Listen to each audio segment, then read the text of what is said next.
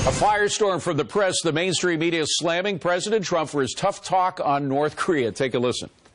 President Trump sounds more like a North Korean leader, unfortunately, than an American leader. It used to be that we looked at the North Koreans and said, those are the nuts with nukes. But now it looks a little bit like we have our own nut with nukes. This is the first time that the dangerous apocalyptic statements of the North Korean regime have been met by dangerous apocalyptic statements by the President of the United States.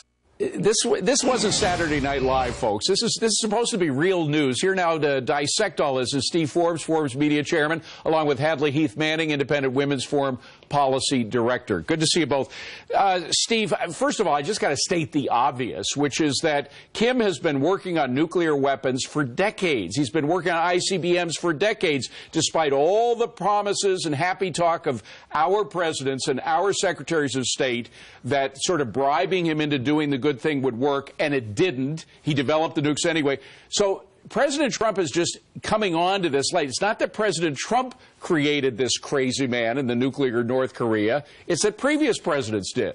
Yeah, I think what the president has done is make very clear we take this very seriously, unlike in the past where presidents say, oh, we take it seriously, and then they cut a deal. What I think the North Korean regime is now recognizing is there's no way they're going to get tens of billions of dollars in bribe money to pretend that they're going to scale back their program. They're now in the mode of hope he doesn't attack us. So in that sense, a good thing. The other thing to make note of, David, with those comments is the Republicans and Trump are so lucky to have an opposition party that is in such intellectual, moral disarray as the Democrats are today. But, you know, Hadley, it's more than just the Democratic Party. It's the media. Rush Limbaugh has this great theory. I think it's correct, that it's not the Democrats guiding the media. It's the media guiding the Democrats. They're the ones behind a lot of the stuff that the Democrats say. And you saw that from the clip that we just played. And, by the way, that's nothing. What you just heard is nothing compared to what the Europeans are doing. There's actually a cover of a magazine in France in which Donald Trump and Kim Jong-un are kind of viewed as the same person right there. So this equivalency of a North Korean dictator with Donald Trump, I mean, if anything is going to push Americans off of the media's message, it's that, right? Right. Of course, that's a false equivalence. And, you know, I can understand why Americans are concerned. It's amazing you even have to say that. Exactly. I mean, we all want to be safe. No one wants to go to war. No one wants to see nuclear bombs detonated. That should be obvious, but the political division in this country has just reached a level that's untenable. We have to remember who the real enemy is, and the media can be a part of this. You know, let's focus on the fact that in North Korea, you know, these are the people who are posing threats against the United States. As Americans, we shouldn't feel that the threat is really one another or that our enemy is a different political party, but rather our enemies lie elsewhere. Well, Steve, talk about political divisions. It's not just between Democrats and Republicans or the mainstream media and Trump.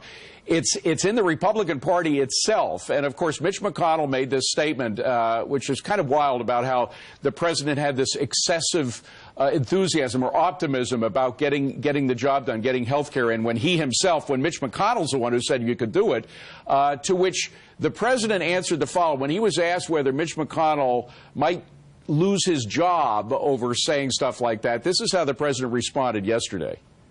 If he doesn't get repeal and replace done, and if he doesn't get taxes done, meaning cuts and reform, and if he doesn't get a very easy one to get done, infrastructure, if he doesn't get them done, then you can ask me that question.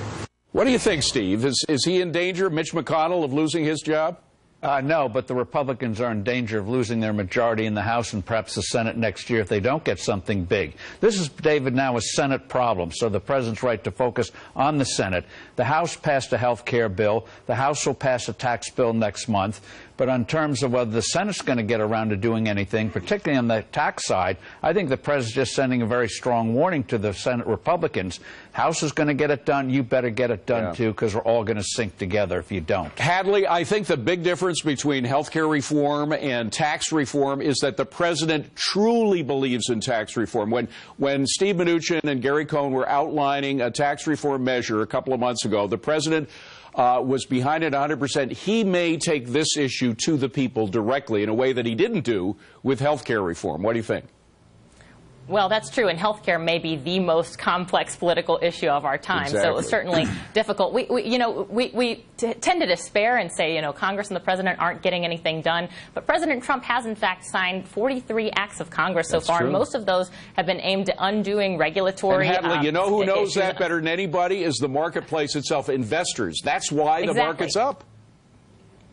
Exactly, and a new study shows that actually many of the regulatory changes under the Trump administration will save businesses $4 billion each year. You see the market responding. You see this bearing out in jobs reports. So there's some good news here, but ultimately I agree with Steve. They have to get to those big-ticket items. Yeah, let's start with taxes. Hadley and Steve, great to see you. Have a good weekend. Thank you.